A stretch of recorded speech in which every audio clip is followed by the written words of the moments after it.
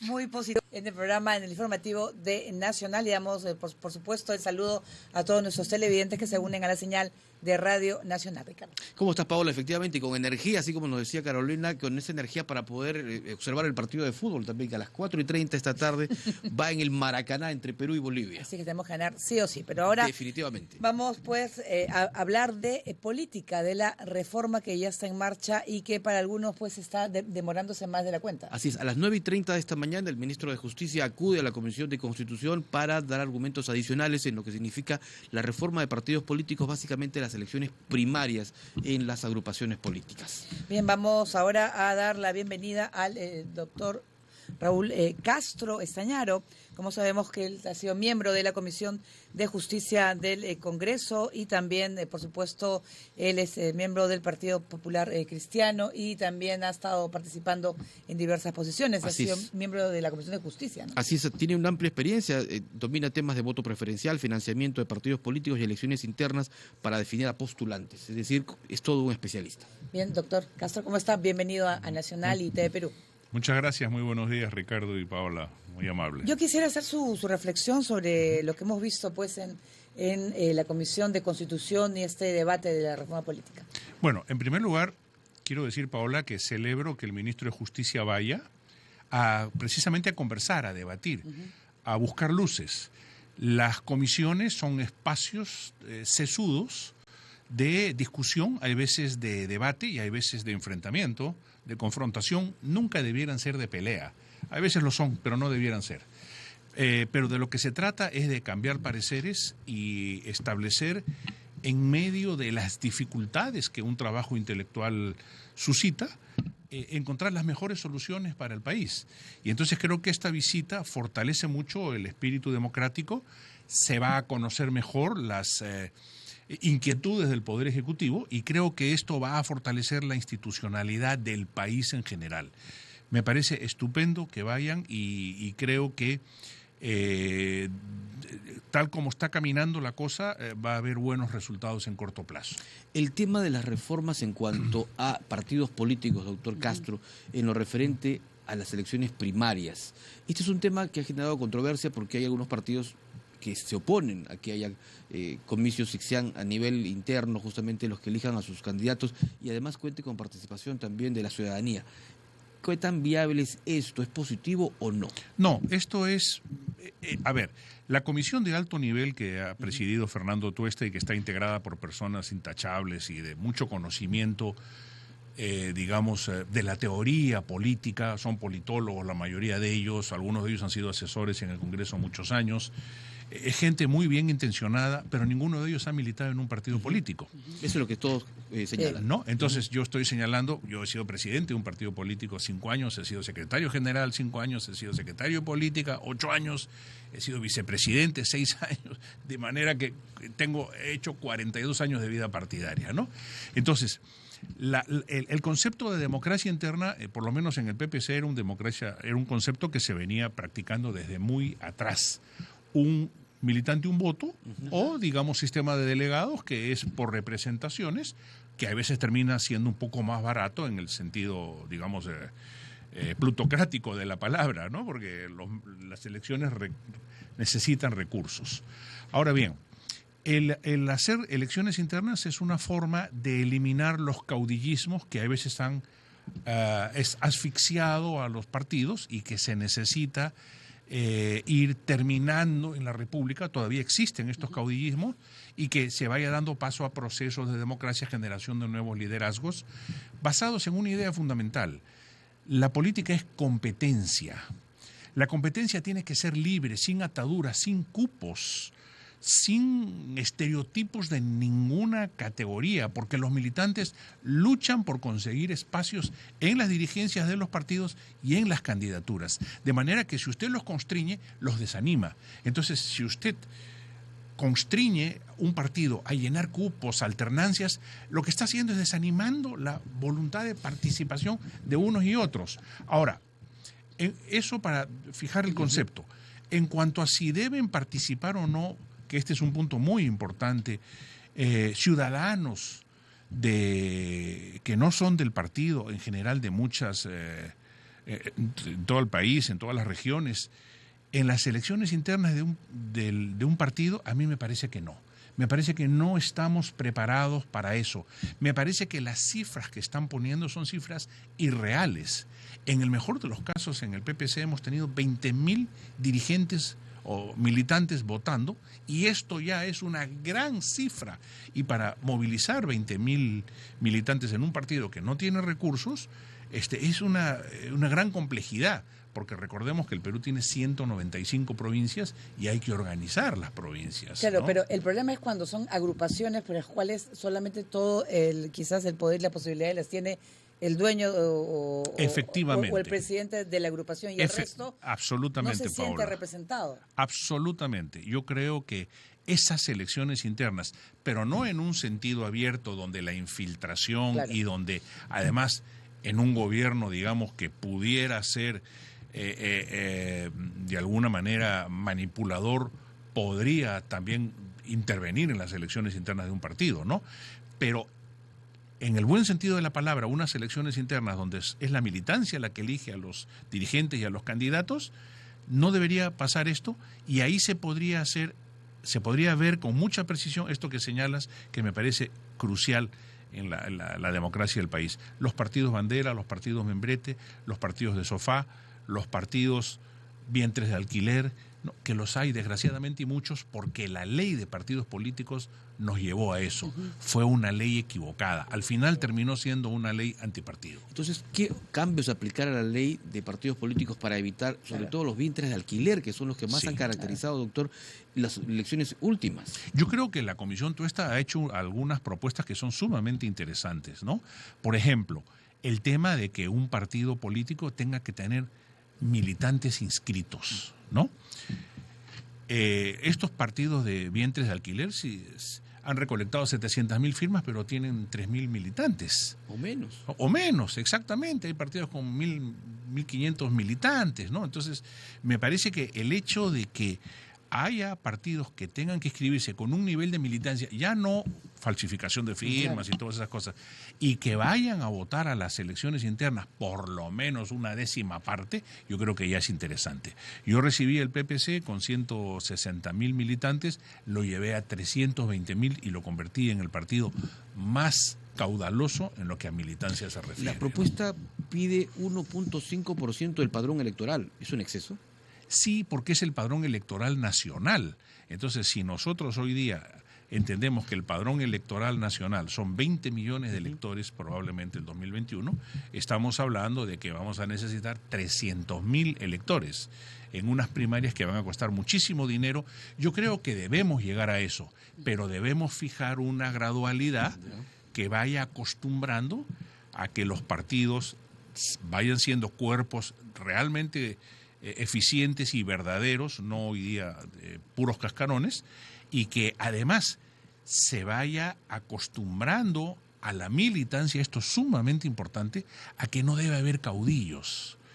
Esto es un problema muy serio en el Perú, porque los caudillos no dejan emerger nuevos liderazgos. Claro, es eso. Yo quiero preguntarle sobre el trabajo que ha realizado hasta el momento la Comisión de Constitución que preside Rosa Barta. Pero usted realmente ha colaborado, está colaborando actualmente, de repente no ha dejado pues que fluya pues el trabajo. Yo creo que en la parte teórica creo que están haciendo un buen trabajo, creo que la discusión es productiva. Creo que al inicio fueron remolones, ¿no? La comisión como que no aceptaba mucho, porque es verdad, desde la época en que yo fui congresista, yo mismo presenté 16 proyectos de ley, no 6, 16 proyectos de ley de reforma política completos, integrales, ¿no? Algunos se vieron, otros nunca se vieron, de manera que este es un tema ya recurrente en el país. Pero yo creo que lo que en un momento ellos han sentido es que, habiendo esos proyectos en el Congreso, que esta iniciativa venga del legislativo, un poco que les ha generado quizás escozor, ¿no? Pero yo creo que está bien que el Ejecutivo haya presentado la reforma política, porque se necesita una reforma política. Y me da mucha pena que la bicameralidad, que es el primer control interórganos, el primer balance. Hoy día la Cámara Única tiene mucho poder. Entonces hay esta confrontación ejecutivo-Cámara Única. ¿Por qué? Porque no hay bicameralidad, pues. Esto no debiera darse. La confrontación debiera ser un balance interno entre las dos cámaras, donde haya una cámara que sea más reflexiva y que atemperice y digamos, y de alguna manera ponga la tranquilidad para que la discusión se haga en provecho del país, ¿no? La cuestión de confianza la aprobó el Congreso para justamente aprobar las reformas de acuerdo a la iniciativa que enviaba el Ejecutivo. Claro, con algunas modificaciones de forma, pero no de fondo. Correcto. Lo que se quiere hacer, según lo que hemos leído en las últimas horas en los diarios, es modificar ya de fondo el tema de los partidos políticos, es decir, de las elecciones internas. ¿Esto podría obligar a que el jefe de Estado decida finalmente que no acepta la decisión adoptada por el Congreso? ¿O que... No creo, porque yo creo que el tema fundamental es la democracia interna, ¿no? Ahora, ¿cómo se estructura? Creo que es un tema bastante debatible, ¿no? Por ejemplo, yo no estoy de acuerdo esto con elecciones generales. Pasar de un régimen que no viene funcionando bien, que son las elecciones internas, a un régimen abierto, trasladando el voto preferencial al interior de los partidos, creo que no va a funcionar. Creo que se debería, por ejemplo, yo propondría, si yo fuera miembro de la Comisión de Constitución o congresista, propondría que, por ejemplo, la dirigencia partidaria democráticamente elegido, rotativa, por supuesto alternada, sin caudillismos que opaquen, tenga la facultad de proponer la mitad de la lista. ¿Por qué? Porque en los partidos, como ya hemos dicho, la vida política es competencia. Entonces hay meritocracia. Entonces hay personas que se van destacando y que además automáticamente la militancia respalda. Entonces no es tan cierto que el voto preferencial al interior va a ordenar la lista, porque se puede dar exactamente los mismos vicios que se están dando con el voto preferencial hoy día fuera de los partidos, quiero decir, en las elecciones generales, ¿no? Perfecto. Doctor Raúl Castro, gracias por haber venido a Nacional. Muchísimas gracias. Y a TV Perú, gusto de verlo después de algún tiempo. Igualmente, don Ricardo, igualmente, Paola, gracias. Muy bien. Bueno, ya como vemos, las diversas grupos políticos pues y movimientos lo que sí coinciden es que debe haber una reforma política, ¿no? Efectivamente, y hoy para ello va a estar el ministro de Justicia. Pero vamos a ir a otro tema. Antes de ir al tema de los octógonos, yo quiero destacar una norma que aparece hoy en el Peruano que declara de interés nacional la participación de deportistas peruanos calificados en los Juegos Panamericanos que se van a desarrollar en Lima. Importantísimo. Eso está muy bien. Así es. Ahora vamos a hablar de los octógonos, pues que todo el mundo pues se ha puesto a ver si las, no sé, pues la galleta favorita que consume es o no alta en azúcar. Para Nuestra gaseosa light. Claro, nuestra gaseosa light o esas galletitas integrales poco tienen de realmente de control de peso. Nosotros ahora vamos a hablar con Crisólogo Cáceres, presidente de ASPEC, de la Asociación Peruana de Consumidores. ¿Cómo estás? Hola Paola, hola Ricardo, un gusto estar con ustedes. ¿Qué tal el tema de los octógonos? Bueno, es que es un sentimiento agridulce, ¿no? Porque durante 6 años hemos batallado muchas organizaciones para tener los famosos octógonos en el etiquetado y hemos luchado para que salga la ley de alimentación saludable, su reglamento, el manual de advertencias publicitarias, pero el día sábado, en vísperas del Día del Padre, salió un decreto supremo, el 015 del Ministerio de Salud, que establece ciertas restricciones y ciertas prórrogas que no entendemos la justificación de las mismas para etiquetar con octógonos. Para empezar, desde ayer lunes se tenía que poner en todos los empaques octógonos. La industria lo sabía desde mucho tiempo, lo sabía desde un año antes y debió haberse preparado. Sin embargo, la industria siguió fabricando etiquetados sin octógonos. A pesar de esto, se le dio un plazo adicional hasta diciembre para que pudieran, si no pudiste hacer envases con octógonos, pues puedes poner stickers. Pues bien, este decreto que comentamos establece primero que la prórroga ya no va a ser solo hasta diciembre, sino que se les da un año más para que sean poniendo stickers a las empresas. Segundo, se establece que las pymes no van a poder utilizar adhesivos, o sea, stickers, hasta el año 2022. O sea, no van a tener que etiquetar con octógonos en los envases, sino van a poder poner stickers hasta el 2022 porque son las pymes.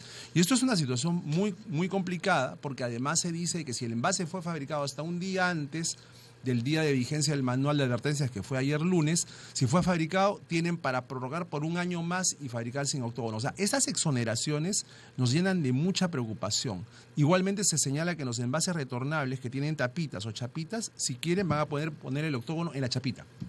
Entonces, ¿quién va a ver el octógono en la chapita? Eso es uno. Y dos, muchas veces tú vas y compras un producto y te lo destapan. Nunca viste la chapita. Pero hay productos muy chiquitos también. Claro, lo que te dice el manual de advertencias al respecto es que aquellos productos que tengan menos de 50 centímetros cuadrados de área están exonerados de la obligación de tener octógonos, pero si los metes dentro de un zip pack, una cajita, la cajita que es más grande sí tiene que tener los octógonos. O sea, en un chocolate clásico No, no un va. chocolate tipo Sublime no va a tener octógonos. ¿Por qué? Porque se ha establecido de manera muy generosa esta superficie. En Chile, la superficie a partir de la cual no puede tener octógono el producto es 30%, 30 centímetros cuadrados, acá es 50, prácticamente el doble, ¿no? Y en Chile se ha sido más férreo con la implementación y no se han dado este tipo de prórrogas. Entonces a nosotros, como por eso decía al inicio de esta comparación, es una sensación agridulce la que experimentamos en este momento, porque por un lado efectivamente se empieza a materializar esta situación, pero por otro lado se están dando prórrogas y exoneraciones que al final lo que generan es confusión, porque los empresarios y las pymes no van a hacer si etiqueto, no etiqueto, pongo adhesivo, pongo etiqueta. Hay mucha presión también, pues, ¿no? de la industria. Hay por un gran supuesto. lobby, pero por supuesto, Paola, hay un gran lobby empresarial detrás de estas movidas, porque yo no entiendo lo que ha pasado. Y por eso mi exhortación es al presidente Vizcarra y al primer ministro del Solar para que reconsideren, y a la ministra de Salud que ha firmado este decreto para que lo reconsideren y lo dejen sin efecto. Porque si tiene una virtud el presidente es que cuando asumió la presidencia prácticamente él dijo yo vengo en defensa de los octógonos. Incluso frente a presiones para sacar a la entonces ministra de Salud en ese momento, él la defendió y dijo no, yo creo que los octógonos tienen que estar. Entonces yo no sé si lo han asesorado debidamente al presidente y le han informado que lo que está haciendo con esto es relativizar al máximo la aplicación de los octógonos. Y esto va en desmedro de la población más vulnerable como son los niños, las niñas y las personas de menores ingresos económicos, porque las investigaciones demuestran que los principales consumidores de comida chatarra, precisamente porque su precio es muy pequeñito, son las personas de menores ingresos económicos, ¿no? Claro. Entonces hay que ver cómo se maneja esto. ¿Qué va a pasar o qué pasa en adelante en los restaurantes, en las pollerías, por ejemplo, donde uno va a comer su rico pollo a la brasa, en donde hay grasas saturadas, o sea, no es la grasa común, es saturada. Las peores grasas son las grasas trans. En el tema hay dos tipos, las saturadas y las trans.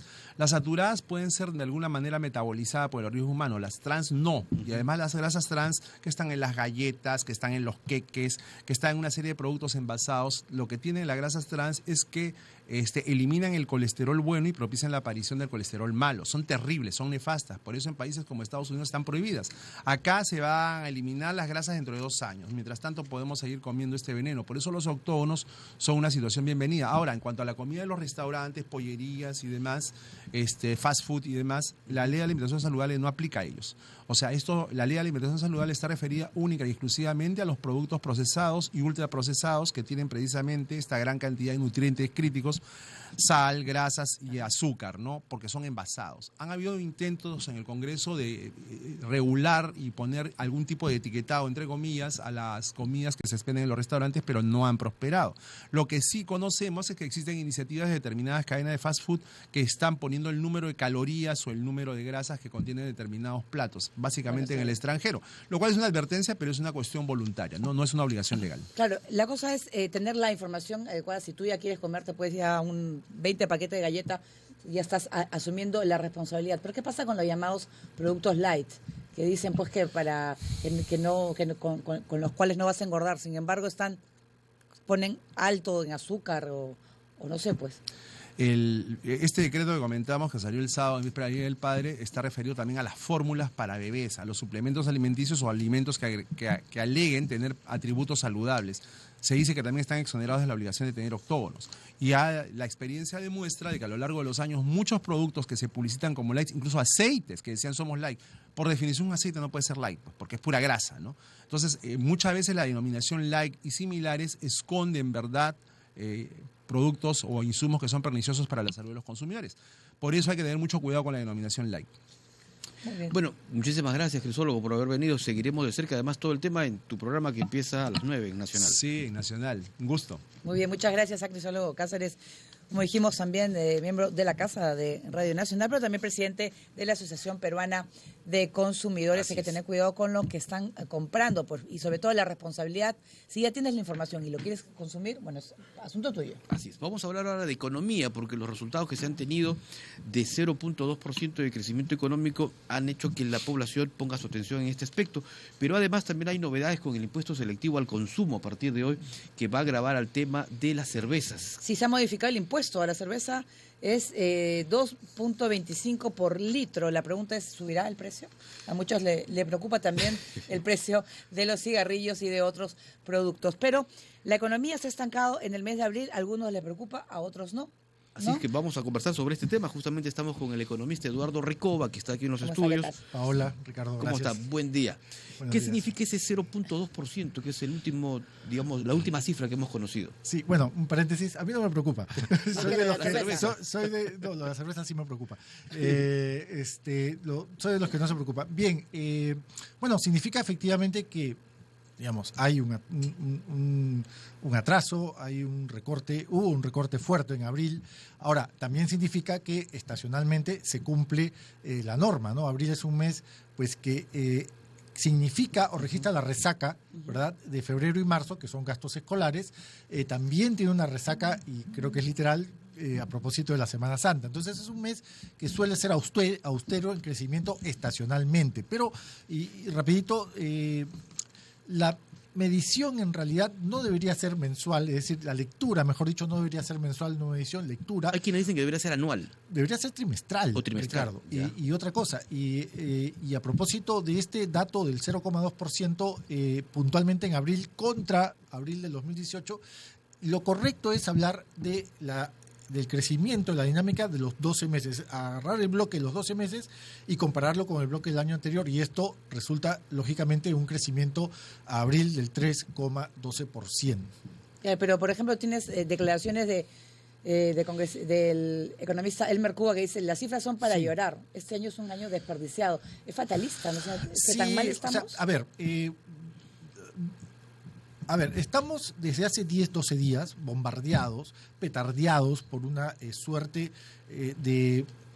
no sé si maquinaria, pero es una suerte de ejercicio propagandístico que personalmente a mí me recuerda a la prensa de los 90, ¿verdad?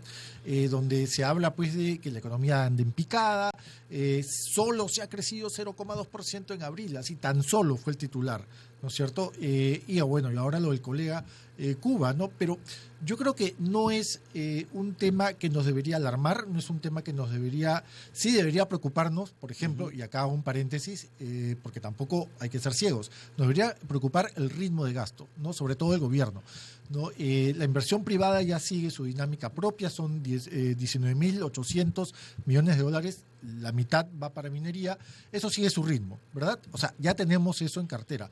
Lo que tenemos que hacer es acelerar el gasto público, porque ahí también está una fuente de crecimiento muy dinámica y a un muy buen ritmo, que se está desperdiciando en estos momentos. No está estancada la inversión No, privada. no, la inversión privada no está estancada, y, te repito, con casi 20.000 millones de dólares, de los cuales aproximadamente o alrededor de 10.000 millones de dólares corresponden a minería para los próximos 2 años, es muy difícil dar estancamiento. Lo otro, ya hay gasto público en ejecución y eso es positivo, pero repito, insisto, hay que apuntalar el ritmo, hay que acelerar. Pero el gasto no ha ayudado en algo también el tema de los panamericanos. Desde luego, tenemos Panamericano, Claro. tenemos Línea 2 del Metro, tenemos Talara también, ¿no? Y tenemos reconstrucción. Entonces son 4 puntos que están, o que significan 7.300 millones de dólares que ya están en ejecución. Entonces esas voces disonantes, que muchas de ellas están vinculadas a los gremios empresariales, otras a medios, digamos, prensa que no corresponde a una práctica correcta de periodismo, no hay que hacer mucha caja de resonancia con ellos. Eso es lo que yo La preocupación aconsejaría. debería ir si hay modificaciones entonces en la inflación, en todo caso, que es lo que más choca al bolsillo popular.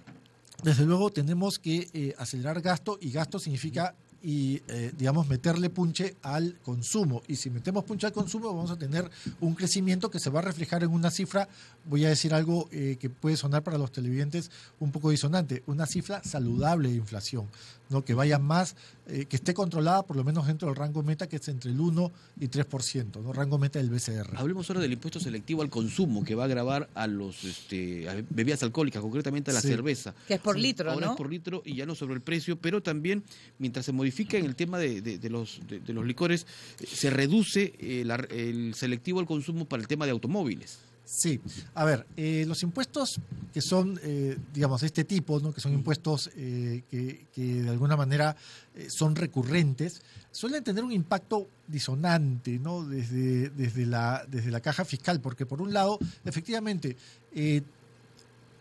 puede que haya un golpe en el ritmo de consumo, pero por otro lado puede ser que este consumo se incremente, ¿no? Sobre todo si estamos hablando de alcohol o de tabaco. Hace 3 años el selectivo subió para el tabaco y pues quien tiene un vicio, ¿no? Y esto para los estudiantes de economía, pues esto es un ejemplo muy bonito de bien Giffen, ¿no? Sube el precio, sube la demanda. Bien, para los que tienen, digamos, una recurrencia en tabaco, esto significó desde luego consumir más o comprar más cajetillas, ¿no? Porque tenías 8.50 una cajetilla, la tienes a 12 ahora, bueno, igual te vas a morir, ¿no? Pero incrementa el consumo. Pero por otro lado lo puede controlar, ¿verdad? Ahora, en este caso yo creo que el impacto, siendo, digamos, una bebida alcohólica ya a un nivel más popular, yo creo que el impacto va a ser positivo sobre la caja fiscal. Esperemos que se incremente eso. Ajá. ¿Y puede mejorar también el tema de la venta en el sector automotriz? Mira, yo creo que eso no lo podemos medir ahorita, ¿no? Es muy difícil porque la oferta y la demanda en bienes ya suntuosos o suntuarios es un poco, se mueve de una manera más lenta. Vamos a medir eso yo creo que a fin de año, pero de momento yo creo que para bienes que son menos inelásticos yo creo que el impacto va a ser inmediato. Para automóviles yo creo que va a ser un poquito más lento, van a tener que adaptarse. Además hay un tema de existencias, tienen que agotar también las existencias de 1 año o 2 años, las concesionarias, ¿verdad? Ajá. En todo caso, lo que también el Ministerio de Economía ha descartado es que se incremente el precio de la cerveza, que es, digamos, el licor más popular entre la gente y que en jornadas deportivas como la de hoy son las que más se consumen. Mira, yo no creo yo no creo que se reduzca el precio, creo que va a haber un efecto de traslado probablemente, sobre todo en canales pequeños, ¿no? Bodegas, digamos, puntos o canales de ventas horizontales. Probablemente pues esto también signifique que este traslado no pueda reducir el consumo. Bueno, yo lo dudo, porque estamos hablando, repito, de un bien cuyo comportamiento de la demanda pues es muy inelástico, ¿no? El ministro ha dicho que ya no se va a poder llegar a pasar el 4% de crecimiento este año. 3,72 creo más o menos, ¿no? Miren, Ricardo, Paola, y esto para que el público pues lo dijera bien. Insisto en que no estamos en un proceso recesivo, no estamos en un proceso de estancamiento. Efectivamente, lo que dijo el ministro Oliva es cierto, no vamos a generar cuotas de crecimiento por encima del 4%, pero tampoco vamos a generar cuotas por debajo del 3,5%. Es normal, ¿no? Repito, es normal, es recurrente, es usual que en la medida que vaya avanzando el año, ¿verdad?, las proyecciones, los estimados que hacen oficiales, el BCR, el MEF, y también bancos privados, firmas gestoras, se ajusten en el tiempo. Entonces, si estamos hablando de un 4%, o hablábamos de un 4% en el verano, desde luego con la guerra comercial China-Estados Unidos y con otros efectos sobre precios internacionales de metales, tenemos que recortar ese estimado a 3,5, 3,7 en el mejor de los casos. Sí, él ha dicho, por ejemplo, acá declaraciones que recoge la agencia andina, que prevé que el PBI nacional tendrá este año uno de los mayores crecimientos de la región. Bueno, es relativo también porque relativo. Nos estamos comparando con Chile y Colombia. Okay. Entonces, si nosotros tenemos un dinamismo en precio de cobre, con un cobre que vaya más de $3, vamos a crecer más que Chile o quizá igual que Chile, y de hecho vamos a crecer más que Colombia. Pero, digamos, somos somos 3 economías muy similares y que si las comparamos y hay alguna, algún dinamismo que nos permita crecer un punto porcentual más, vamos a crecer más que el resto de la región. Y obviamente crecemos más que Brasil y México, porque Brasil y México son economías brutalmente grandes. Lo que la gente se preocupa es, ¿crecerá el sueldo mínimo? Porque se esperaba también resultados ya de un informe que alista el Ministerio de Trabajo. Claro, ¿Qué perspectivas hay en ese tema? Claro, en estos momentos lo que se sabe desde el Consejo Nacional de Trabajo es que el deseo es que cada 2 años suba, ¿no? Si hemos tenido ya una subida, que tendrá un año, ¿no? Un año, yo no creo que para este 2019 haya un ajuste positivo. Yo creo que esperamos que para el 2020 y esperemos que el Consejo Nacional de Trabajo tenga ese mando y tenga pues esa fortaleza y esa institucionalidad, ¿no? Porque es el ente rector. Correcto. Muchísimas gracias a Paola. Eduardo Recoba, Ricardo, gracias. economista. Bien, y con esta información nos despedimos. Muchas gracias por acompañarnos. Pendientes, por supuesto, del partido de Perú esta tarde con Bolivia y esperamos, por supuesto, el triunfo nacional. Muy buenos días.